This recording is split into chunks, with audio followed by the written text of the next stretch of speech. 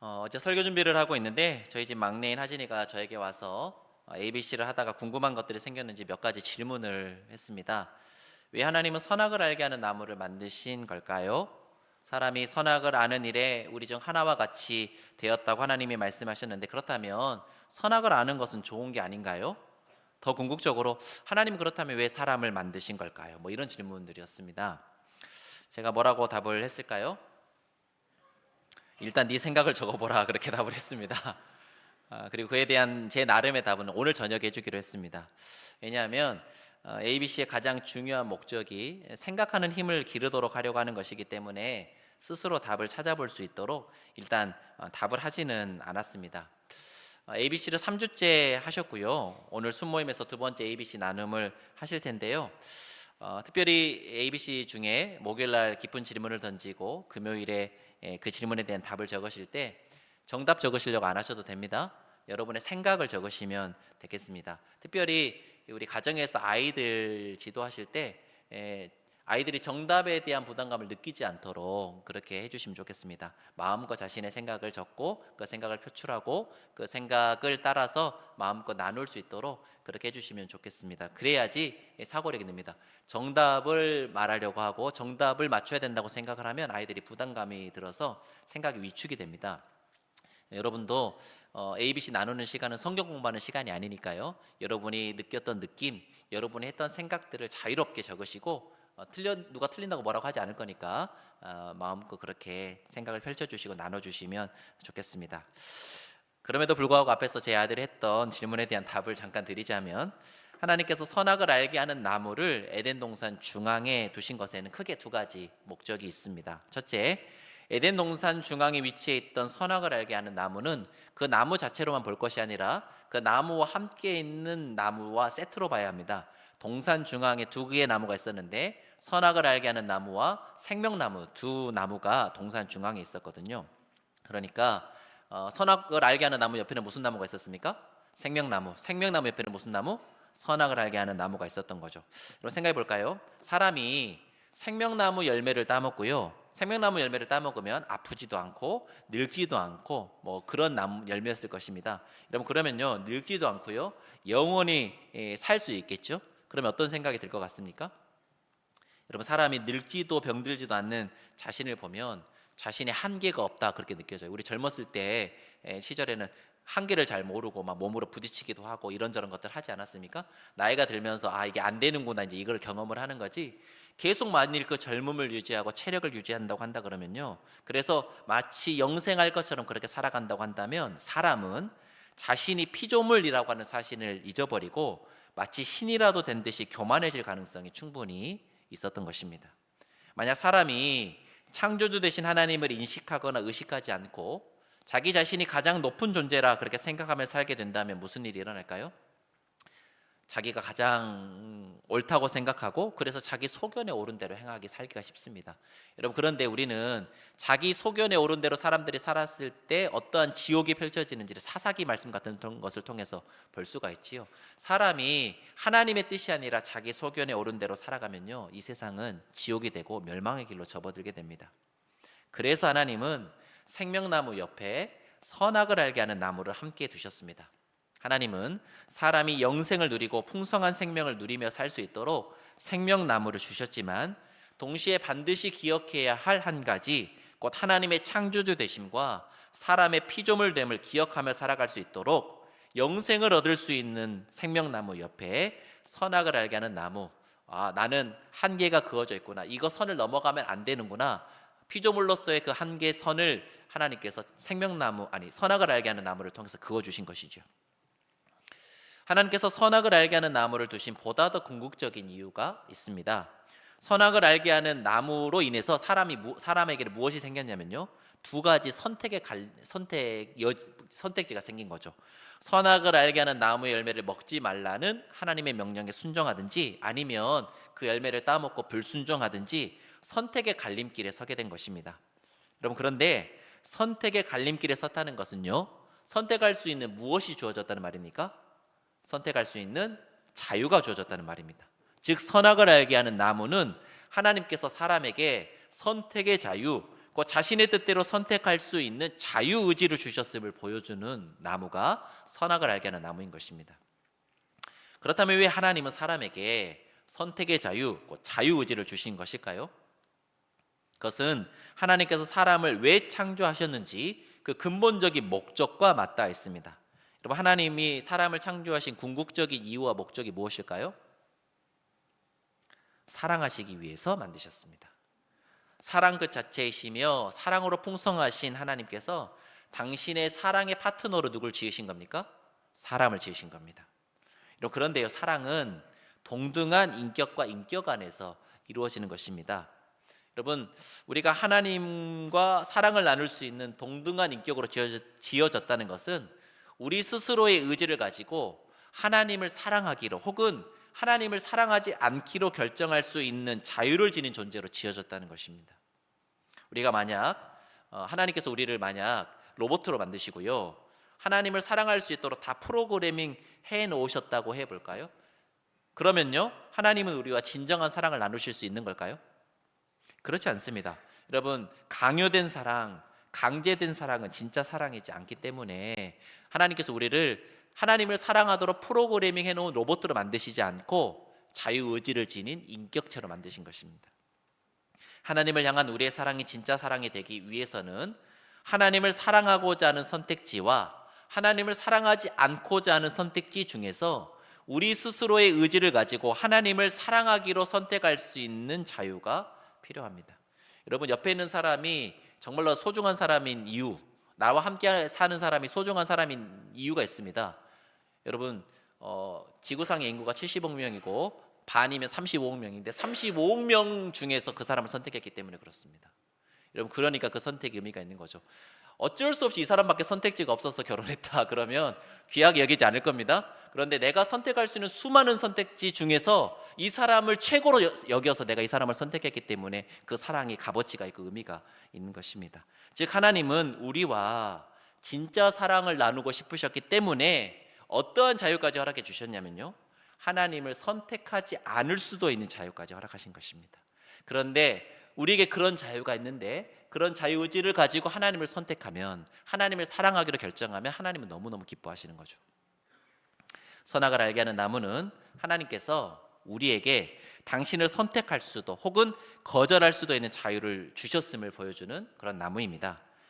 피상적으로 성경을 읽을 때는요, 왜 선악과 만들어가지고 사람을 유혹에 빠지게 하셨나, 그런 하나님이 원망스럽게 느껴지기도 합니다만은 그 안에 담겨있는 하나님의 진짜 마음, 우리와 진짜 사랑을 나누고 싶으셨던 거구나 라는 하나님의 진짜 마음을 알게 되면요, 하나님이 얼마나 우리를 사랑하시는지, 우리를 얼마나 존중하시는지를 알면서 그게 큰 은혜로 다가오는 거죠.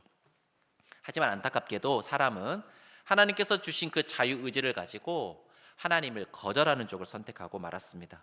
오늘 우리가 읽은 본문 앞단락에 해당하는 1절에서부터 7절 단락에 사람이 어떻게 하나님의 명령에 불순종하여서 하나님께 등을 돌리게 되었는지가 자세하게 기록되어 있는데, 여러분, 그 과정과 의미를 자세하게 설명해 드릴 수도 있겠습니다만은 오늘 설교의 포커스 거기가 아니기 때문에 그거 하면은 오늘 설교 다 끝나거든요.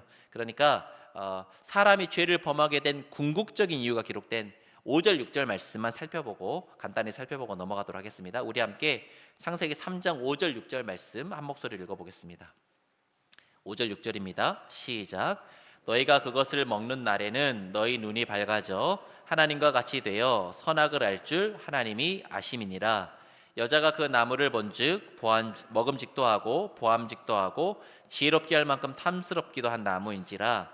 여자가 그 열매를 따먹고 자기와 함께 있는 남편에게도 주매 그도 먹은지라. 여러분, 창세기 3장 5절에서 핵심이 되는 문구가 뭐냐면 하나님과 같이 되어입니다. 여러분, 눈이 밝아져도 있고요, 선악을 알게 된다는 말도 있습니다만은 사람 귀에 쏙 박힌 말이 무슨 말이냐면 하나님과 같이 되어라는 말이 귀에 쏙 박힌 거예요. 여러분, 뱀은 어떤 의미로 선악을 알게 하는 나무 먹으면 하나님과 같이 된다는 말을 했을까? 사람은 어떤 의미로 하나님과 같이 되어를 받아들였을까? 5절 보시면 뱀은 이 열매 따먹으면 눈이 밝아져서 선악을 아는 존재가 될 것이다, 그렇게 이야기했고요. 뱀의 말을 듣고 난 다음에 그 열매 바라보니까 먹음직도 하고 보암직도 하고 어떻게 할 만큼 탐스럽게 보였어요? 지혜롭게 할 만큼 탐스럽게 보여서 따먹습니다. 그렇다는 것은 하나님 같이 된다는 것은 뭔가 지혜롭게 된다는 것과 연결되는 측면이 있겠다 싶습니다. 여러분 실제로 지금이야 우리가 지식이 이렇게 많이 보급되고 누구나 글을 읽을 수 있습니다만은 예전에는 지식을 독점한 사람들, 글을 독점한 사람들, 지혜를 독점한 사람들이 권력의 우위를 가질 수 있었습니다. 힘의 우위를. 여러분 그러니까요 사람에게는 이게 어떤 의미로 다가왔냐면 뭔가 하나님이 지식을 독점하고 지혜를 혼자 가지고 계셔서 저 높은 곳에 군림하여서 하나님 마음대로 우리를 부려먹으시기 위해서 선악을 알게 하는 나무를 우리에게 허락하지 않으셨구나 이렇게 받아들인 거예요. 바꿔 이야기하면 하나님과 같이 된다는 말, 선악을 알게 하는 나무의 열매를 따먹으면 하나님과 같이 된다는 말이 인간에게 어떻게 와닿느냐?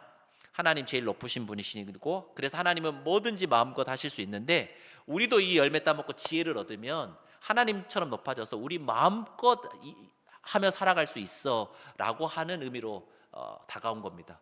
여러분 그러니까 그게 무엇과 맞닿아졌냐면 자기 안에 있는 욕망과 맞닿아진 거죠.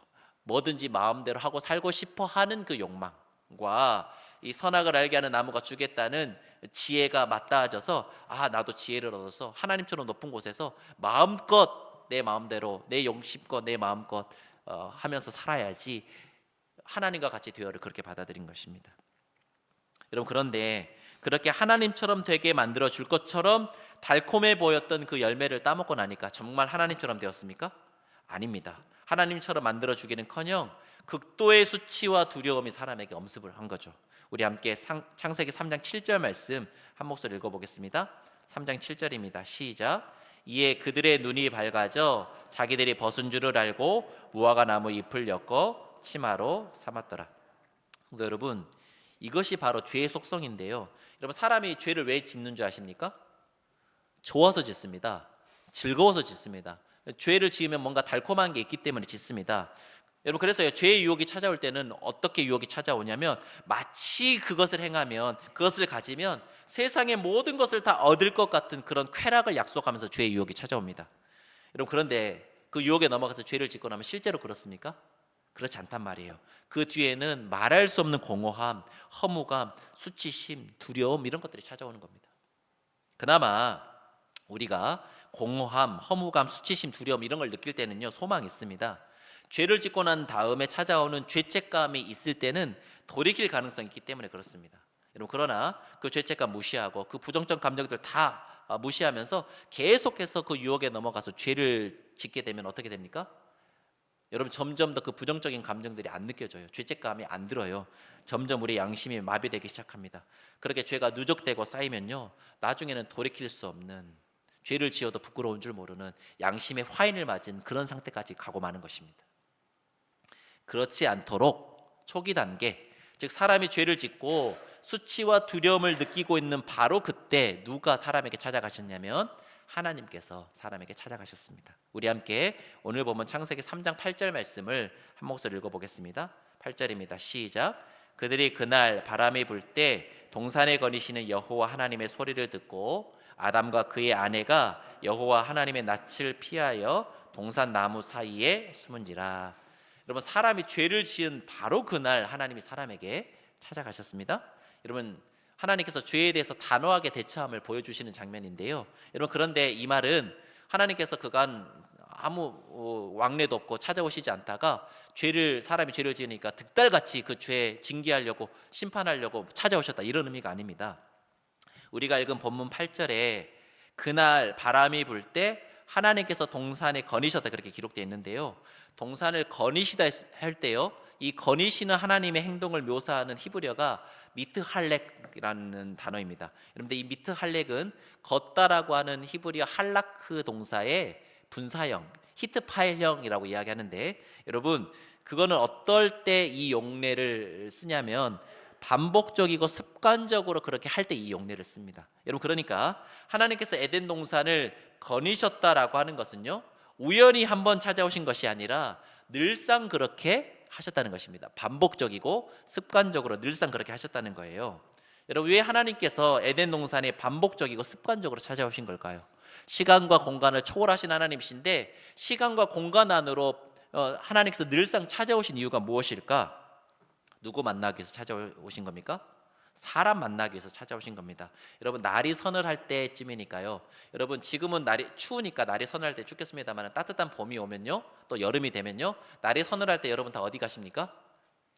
이천동에 계신 분들은 한강 나갑니다. 한강 나가서 거닐기도 하고 산책도 하고 운동도 하고 사랑하는 사람과 있으면 함께 손잡고 걷기도 하고 그렇죠. 날이 서늘할 때에 그 시간에 하나님께서 동산에 오셨다는 것은 뭐하러 오신 거냐면 사람과 만나서 데이트하시려고 들어온 겁니다. 그러니까 늘상 사람과 하나님을 만나서 뭘 했다는 말이에요? 데이트했다는 말이에요. 여러분 어린아이가 부모와 함께 있는 시간을 즐거워하고 편안히 하듯이, 혹은 사랑하는 연인이 서로 함께 있는 시간을 행복해 하듯이 사람에게도 하나님과 데이트하는 그 시간이 즐겁고 기쁘고 행복한 시간이었을 것입니다. 그런데 평상시에 그토록 반가웠던 하나님의 소리가 하나님의 명령을 어긴 후에는 너무 무섭게 다가온 겁니다. 성경은 아담과 하와가 하나님의 낯을 피하여 숨었다 그렇게 기록하고 있지요. 죄를 짓고 난 뒤 말할 수 없는 수치와 두려움에 사로잡혀 있던 아담은 차마 하나님의 얼굴을 뵐 수가 없어서 나무 사이에 숨은 겁니다.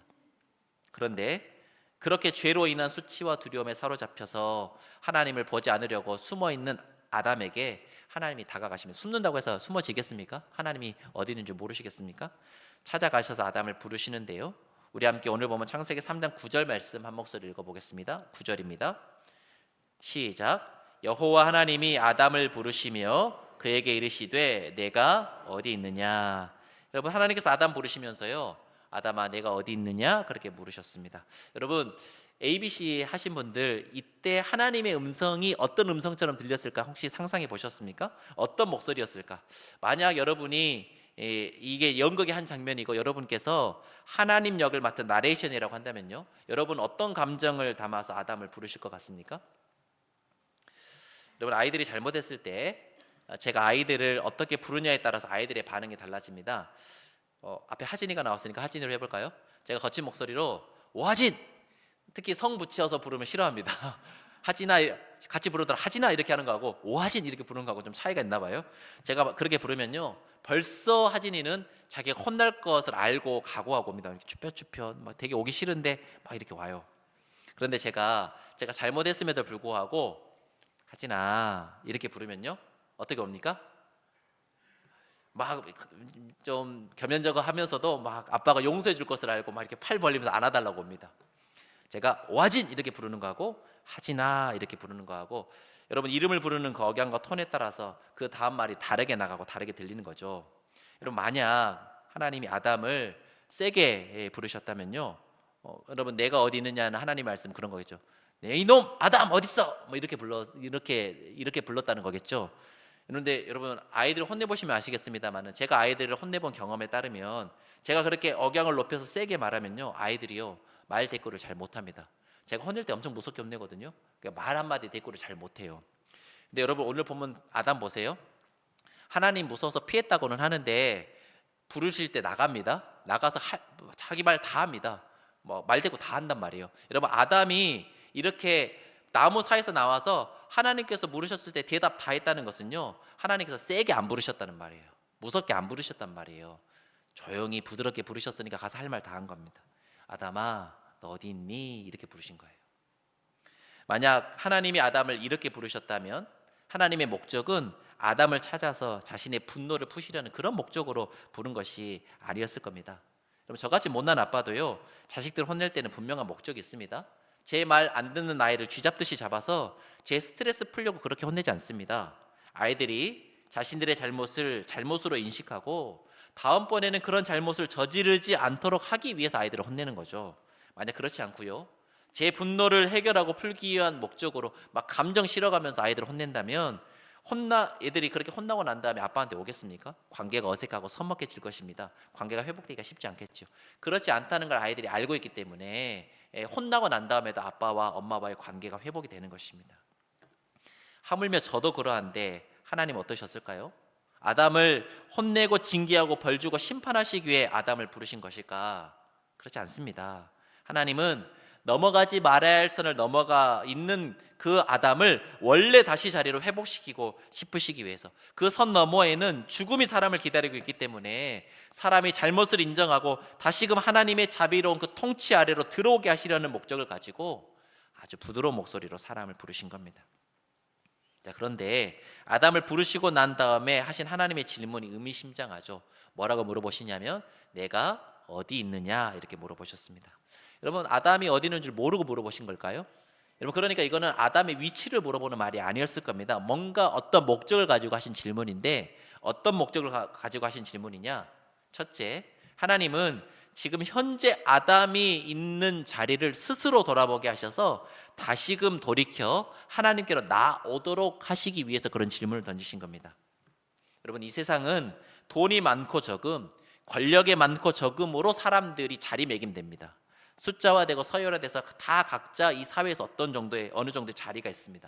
그러나 신앙의 세계에서 사람들이 자리를 결정하는 유일한 기준은 무엇이냐면 하나님과의 거리입니다. 내가 하나님과 어떤 관계를 맺고 있느냐, 내가 하나님을 어떻게 인식하고 있느냐, 내가 하나님과 얼마만큼 친밀감 혹은 거리감을 느끼느냐, 이것이 바로 우리가 끊임없이 점검해야 할 우리의 자리요, 우리의 위치인 것입니다. 내가 아무리 많은 수입을 가지고 안정된 생활을 하고 있다 하더라도 하나님과 무관하게 혹은 먼 거리에서 살고 있다고 한다면 나는 잘 살고 있는 것이 아닙니다. 내가 아무리 돈이 없고 궁핍하게 살고 있다 하더라도 하나님과의 깊은 관계 속에서 하나님이 주시는 자족함을 마음껏 누리며 살아가고 있다면, 사도 바울처럼 그렇게 살아가고 있다면 내가 처한 상황과 형편에 상관없이 나는 잘 살고 있는 것입니다. 죄를 짓기 전에 사람은 하나님과 깊은 친밀함 가운데 살았습니다. 하나님이 동산에 찾아오시는 것이 너무 좋고 하나님을 만나는 것이 정말 즐거웠습니다. 그런데 지금 아담은 어떤 자리에 있습니까? 그토록 좋았던 하나님과의 만남이 두려워져서 나무 사이에 숨어 있는 거죠. 아담이 있는 바로 그 자리가 아담이 처한 문제를 단적으로 드러내 보여주고 있는 것입니다. 여러분, 어떠신가요? 여러분, 하나님과 어떤 관계 속에서 살아가고 계십니까? 여러분, 예배 드리러 나오셨는데 즐거운 마음으로 나오셨습니까? 여러분, 하나님을 만나는 것이 기대가 되십니까? 여러분, 그렇다면 여러분은 잘 살고 계시는 겁니다. 그런데 억지로 끌려왔거나 예배 드리는데 언제 끝나나, 하나님을 만나는 자리가 불편하고 하나님을 만나는 것이 두렵다면요, 그러면요 우리는 지금 잘 살고 있는 건 아닌 거예요. 다시 돌이켜서 하나님께로 더 가까이 나아가야 할 그 자리에 우리가 서 있는 것입니다. 사랑하는 성도 여러분, 저와 여러분이 무엇보다 점검해야 할 것이 있다면 내가 하나님과의 관계에서 어떤 자리에 있느냐 하는 것입니다. 하나님과 친밀함 속에 하나님을 기뻐하고 즐거워하며 살고 계시다면 더할 나위 없이 좋겠습니다. 그러나 만약 하나님과 많은 거리감이 느껴지고 또 예배 자리에 나오는 것이 부담되고 하나님 앞에 서는 것이 두려우신 분들이 혹여 이 자리에 계시다면요, 이 시간 하나님께서 조용히 부드럽게 부르시는 음성, 내가 어디 있느냐라고 부르시는 그 하나님의 음성을 듣고 하나님 앞에 겸허히 나와 회개하고 돌이켜서 하나님과의 관계를 회복하실 수 있기를 주님의 이름으로 축복합니다. 우리 시간이 좀 많이 지났습니다만 옆 사람과 이렇게 인사하겠습니다. 여러분, 옆 사람과 가까이 붙어 계시잖아요. 당신과 가까운 거리에 있어서 행복합니다. 이렇게 인사해 볼까요? 여러분, 사람도요 허용이 되는 거리가 있답니다. 어떤 사람은 10cm, 어떤 사람은 30cm, 어떤 사람은 1m 이상 떨어져 있어야지 편한 사람들이 있습니다. 내 곁에 가까이 있는 그분이 진짜 소중한 사람이니까요, 옆 사람에게 잘해 주시기 바랍니다. 한 번 더 이렇게 인사하겠습니다. 예배의 자리, 은혜의 자리를 소중히 여깁시다. 이렇게 인사해 볼까요? 네. 두 번째, 하나님께서 아담에게 내가 어디 있느냐라고 질문하신 것은요, 아담이 있어야 할 자리, 아담이 지켜야 할 자리를 지키지 않았고 다시 그 자리로 돌아와라 라고 하는 하나님의 부르심인 것입니다. 여러분, 아담이 지켜야 할 자리를 지키지 않음으로 말미암아 에덴 동산 안에 이루어진 하나님 나라의 질서가 무너지고 말았습니다. 아담은 하나님의 통치를 받는 자리에 있어야 했고요, 또한 아담은 하나님의 통치를 위임받아 에덴 동산을 잘 지키며 잘 경작하는 그 자리에 있어야 했습니다. 그러나 아담은 자신이 다스려야 할 피조물, 그 뱀의 말을 듣고 하나님의 통치를 벗어나 버리고 말았지요. 아담이 자기 자리를 지키지 못한 결과 하나님이 다스리시는 하나님 나라의 그 에덴 동산에 죄악의 세력이 밀고 들어오고 말았습니다. 그렇다면 내가 어디 있느냐라고 물어보신 하나님의 질문에 대한 사람의 마땅한 응답은 무엇이야겠습니까? 회개하고 돌이키는 것이야 합니다. 자신의 잘못을 인정하고 자신이 있어야 할 자리, 자신이 지켜야 할 자리로 돌아가서 자신에게 주어진 그 책임과 역할을 성실히 다시 잘 감당하는 것입니다. 여러분, 회개라고 하는 것이요, 가다가 잘못한 걸 알았습니다, 잘못했습니다 하고 다시 그 길을 가면 회개가 아닙니다. 회개는 가는 길에서 돌이켜서 다시 본래 본인이 지켜야 될 그 자리, 있어야 될 그 자리로 다시 돌아가는 것, 그래서 자신에게 맡겨진 그 책임을 다 감당하는 것이야말로 회개하는 것입니다. 안타깝게도 아담은 내가 어디 있느냐라고 부르시는 하나님의 그 음성에 올바르게 반응하지 못했지요. 자신의 잘못을 인정하지도, 그래서 회개하고 돌이키지도 않았고 자신에게 주어진 책임을 다하지도 않았습니다. 여러분, 오히려 책임을 물으시는 하나님께 왜 너 그렇게 했느냐라고 했을 때 제가 잘못했습니다, 제가 책임지겠습니다 이렇게 하지 않고 누구에게 책임을 전가합니까? 얼마 전에 내 뼈 중에 뼈, 살 중에 살이라고 이야기하는 그 여자한테 막 책임 전가하고요, 엄청 찌질하죠.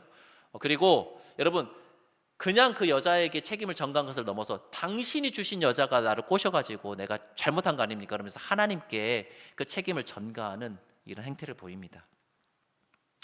사랑하는 성도 여러분, 하나님은 지금 이 자리에 앉아있는 여러분에게 이렇게 질문하고 계십니다. 사랑하는 아들아, 사랑하는 딸아, 너 지금 어디에 있니? 여러분은 하나님의 이 음성에 어떻게 응답하시겠습니까? 아담처럼 회복의 손길로 다가오시는 하나님의 은혜를 거절하고 책임을 회피하고 변화를 두려워하면서 계속해서 나무 사이에 숨어 계시겠습니까? 아니면 우리를 회복시키시고 새로운 사람으로 변화시키시기 위해 자신의 아들의 목숨까지도 내어주신 하나님의 사랑 믿고 신뢰하면서 하나님 앞에 담대히 나아가 다시금 우리가 있어야 할 그 자리, 하나님께서 맡겨주신 본분과 사명 성실히 감당하는 그런 삶을 사시겠습니까? 말씀을 맺겠습니다. 저는 이번 한 주간 ABC를 하면서 제가 서 있는 자리, 그리고 제가 서 있어야 할 자리를 다시금 점검해 볼 수 있었는데요, 그렇게 말씀 앞에 제 모습을 비추어 보니 목회 일정으로 바쁘다는 핑계로, 바쁜 목회 일정 때문에 오히려 주님과의 거리가 멀어진 제 모습을 제가 발견하게 되었습니다. 일하느라고 주님과의 관계를 소홀히 하고 있는 제 모습을 발견한 거죠. 주님의 일을 한다고 하면서도 오히려 주님과 거리가 멀어진 채 사역을 감당하고 있었기 때문에 제 마음과 제 영혼이 많이 지치고 상해 있었음을 알게 되었습니다.